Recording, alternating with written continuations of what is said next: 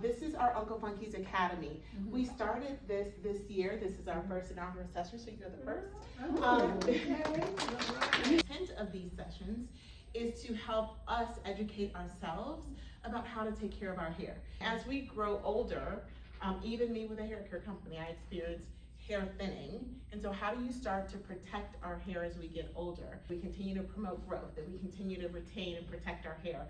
And so we've got with us today Dabs, who is a certified trichologist. Let me give you a little bit of background of her. She is a brick and mortar business called NHCG Trichology here in Houston, Texas. She also started Scalp HQ, focused on providing head spa services.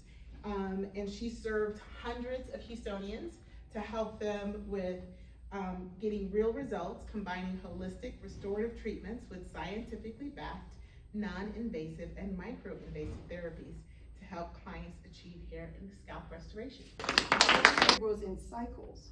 So whenever you kind of choke your hair follicle, and then the next cycle of hair growth comes, and this follicle that was once this size is now this size, what's going to happen? This size of hair is going to grow out. Scalp inflammation.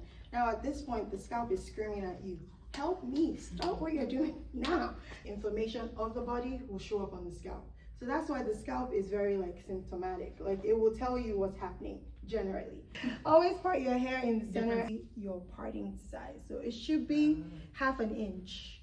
Once you start to see that it's starting to widen, they call it a Christmas tree part. See how it's like a Christmas tree? So we can now see a more defined part.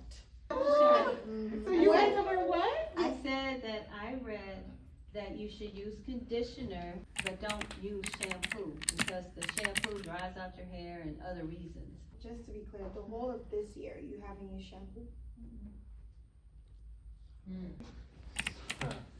Oh man, I only got one product, Head and Shoulders. It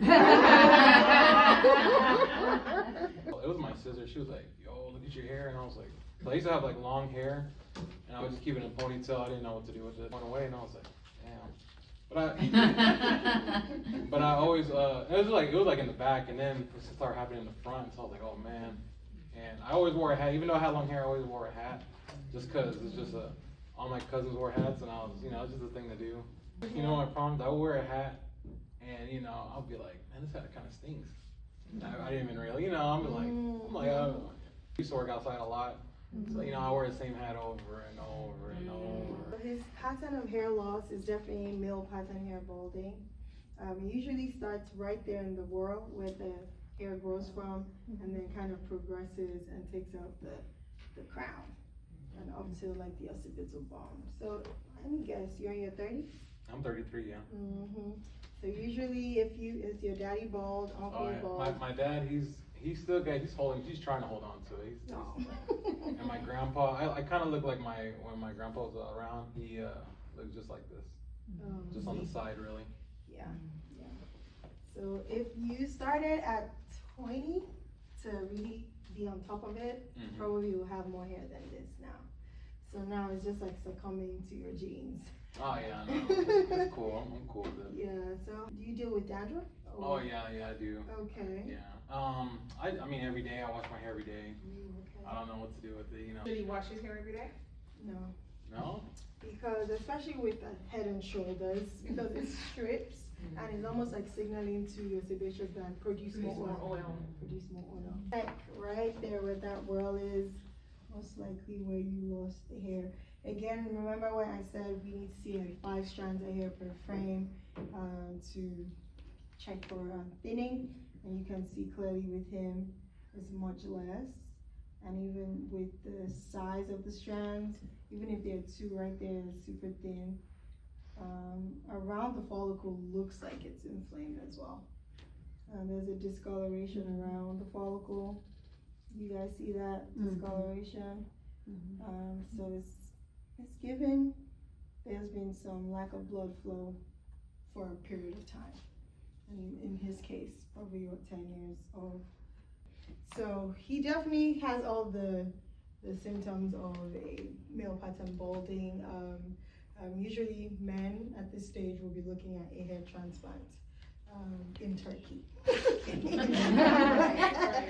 But that would be the option. And even with that, I saw someone 2-3 weeks ago, went in 2024, got this amazing hair transplant at 29. He's balding now because he thought, I got a transplant, I don't need to do anything else. And now all his hair is just falling out. So you still need to have that routine where you maintain your scalp health and, you know, protect your investments. So with you, I would just say, you know, switch from the Head and Shoulders, definitely get something more gentle. And if you can incorporate the Uncle Funky's Daughter shampoos as well, because I know they're more botanical, so they can still nourish as you go as your second shampoo. It doesn't take too much. Definitely don't use your fingers. You're using your fingers, right? Oh yeah, I'm going in there, I'm just like. You know, get a scalp scrubber and let that do the work. Okay, so let's move with the times. Thank you, Uncle Funky's Academy.